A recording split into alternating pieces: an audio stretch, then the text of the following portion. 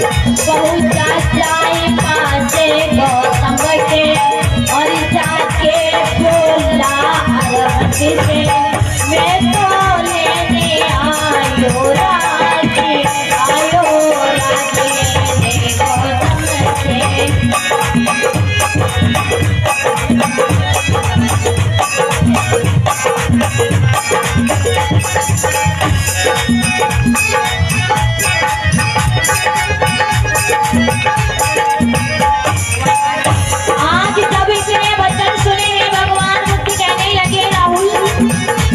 किस राज्य की बात कर रहे हो? मेरे पास कोई भी राज्य नहीं है। कहने लगे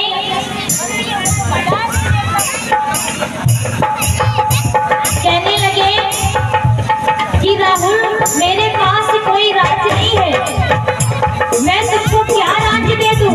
मेरे पास देने के लिए तुम्हें कुछ नहीं है। और क्या बोले हे करुणाकर सागर?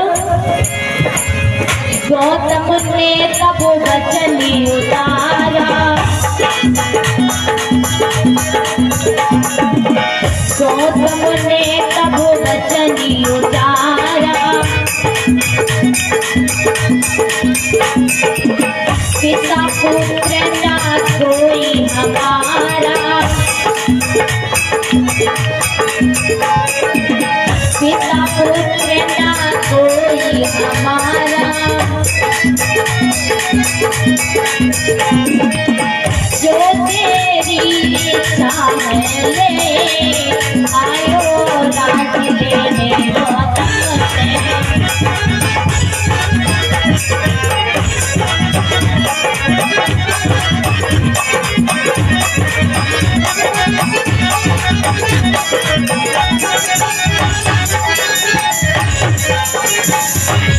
कहने लगे राहुल कि मेरी माँ ने कहा है कि आप मेरे पिताजी हो और मुझे मेरा राज दे दो। तो भगवान कहने लगे ना तो मेरा कोई बेटा है ना मैं किसी का पिता हूँ। तो राहुल कहने लगे पिताजी मुझे मेरा राज दे दो। भगवान कहने लगे राहुल मेरे पास देने के लिए यह जीवन और भिक्षा पात्र है। लेकिन राहुल ये नहीं जानता था, वो यही जानता था कि यही हमारा राज्य है। तो जब इतने वचन सुने हैं राहुल ने कहा कि यही मुझे मेरा राज्य दे दो। और क्या बोले हैं? नामों पे है मालिक खजाना, नामों पे रजवाट खजाना, सरमुदाने का है खजाना, वो आज यही दे दे आयो राज लेने गौतम से।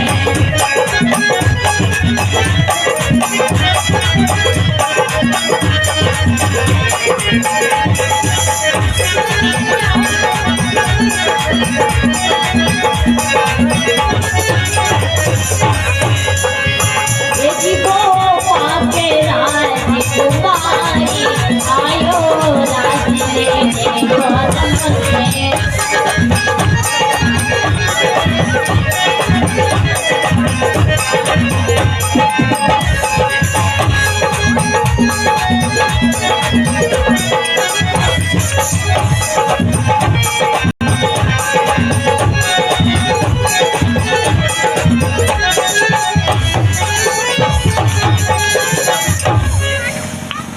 तो आज राहुल कहने लगे कि भगवान आपके पास जो हो मुझे आप वही दे दो। भगवान कहने लगे राहुल मेरे पास देने के लिए सिर्फ यह जीवन और भिक्षा पात्र है।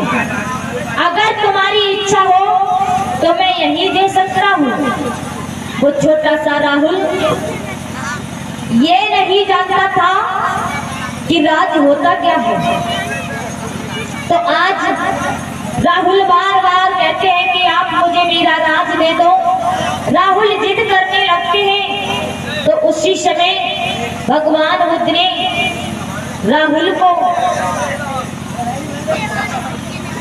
वहीं पर स्नान कराया है, उसका मुंडन संस्कार किया, केश कटवाए, स्नान कराया और वहीं पर राहुल को भिक्षु बना लिया है।